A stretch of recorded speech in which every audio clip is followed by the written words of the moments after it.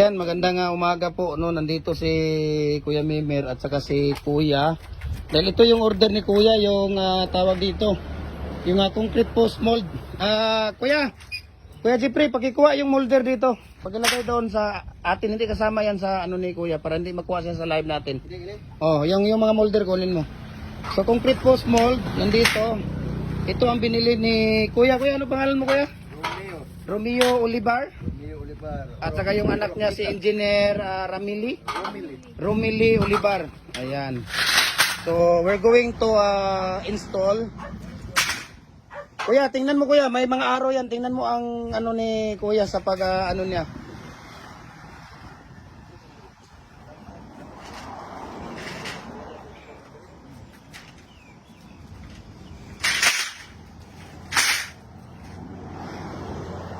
So ganito po ang pag-a-assemble natin. Ayan. So yan lang ang ganito po ang pag-a-assemble natin sa ating concrete post mold, no? So by number po siya. Ayan. Kuya, discuss mo sa kanya, Kuya, kasi siya ang ano doon, number 9. Ayan, oh, sa gilid.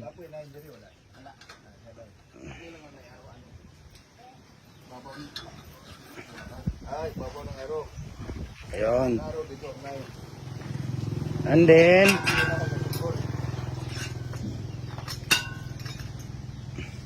Kuya, kunin mo yung gunti, ano ba? Ayun.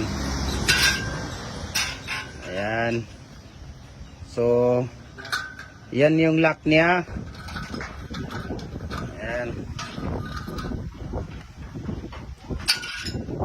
Tapos number 1. Yan yung number 1 ni Kuya. Ayan yung 1 na dito.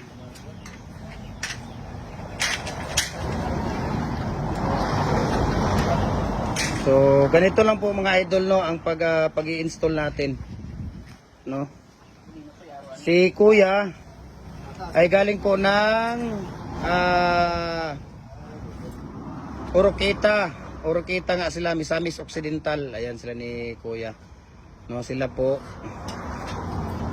ang mga, anong pangalan ng store niyo sa Oroqueta, Kuya? Ibar. Ayan, Hardware. Ayan, Iban Hardware, shout out dyan sa Oroqueta. So sila po ang may-ari ng Iban Hardware sa Oroqueta.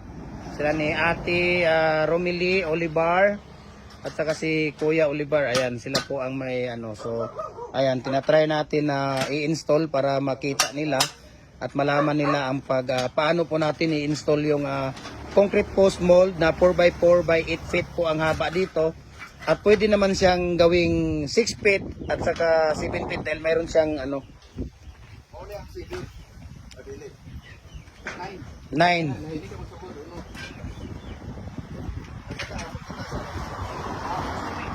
8 feet. Kuya, dito ka lang saglit. Dito ka, diyan ka, Kuya. Para makuhaan na natin ng ano. Ano, ipa-install mo pa lahat, Kuya, or yung ano na lang? Ayan.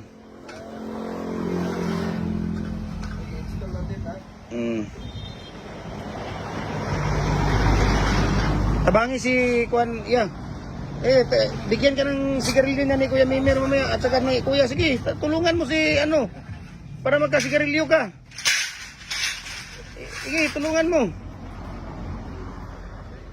Tres, hanapin mo yung 4 dyan, 4. Nasaan yung 4?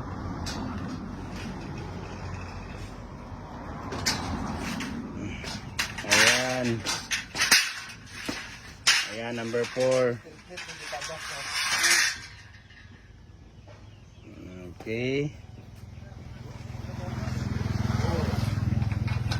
Yan ang 4. So ganun lang po kasimple ang pag-i-install ng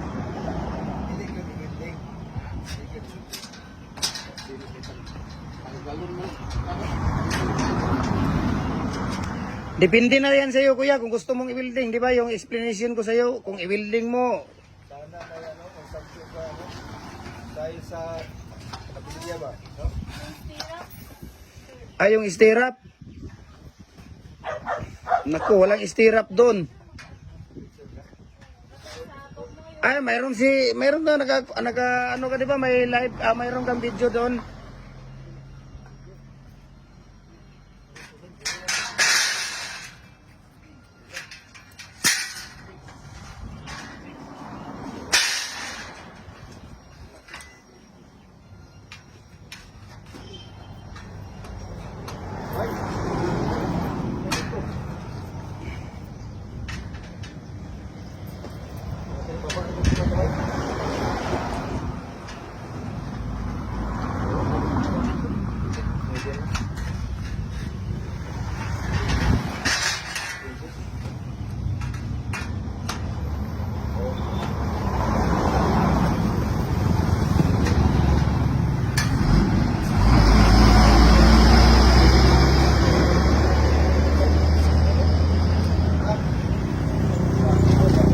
Kuya, turuan mo siya dyan, kuya, sa ano mo.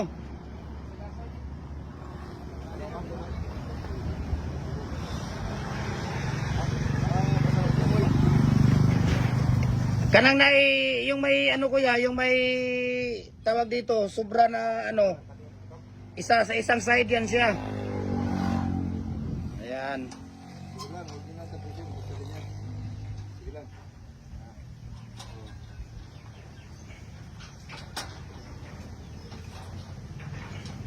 Di kasi even ang ano flooring kaya ano siya.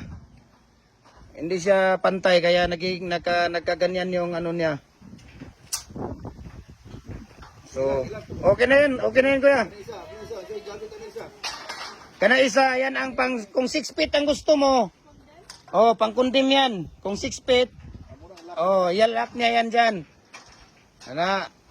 Oh, yan ang lock niya. Kung 6 feet, 7 feet ang gusto mo, yan ang ilalagay mo para makapag ano, ayan.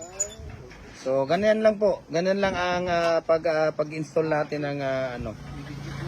Oh. Ayan. So, ayan. Thank you so much, no? Kaya sino pang hindi nakapag-follow ng Facebook page natin, follow na po kayo. Jim Hardware ang Kukulamber, Balulang Brands. Jim Hardware ang Kukulamber, Tambo, Magasandig Brands. Jim Hardware ang Concrete Products, Kanituan Brands. At saka Jim Hardware ang Jim Hardware ang Jim Hardware ang Kukulamber, Kanituan Brands. At saka sa ating Instagram account